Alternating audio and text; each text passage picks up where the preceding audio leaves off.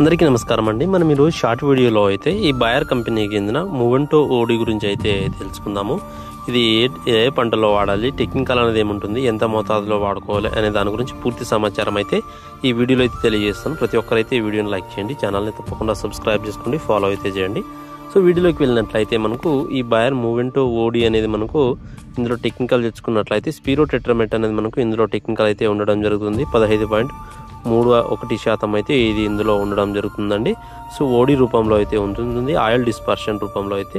So ఇది మనకు మిరప పంటలో వచ్చు ఈ దోమ సమస్య, అలాగే మనకు తామర పురుగు సమస్య, ఎర్రనల్లిని నివారించడానికి చాలా ఎక్సలెంట్గా అయితే పనిచేయడం జరుగుతుందండి.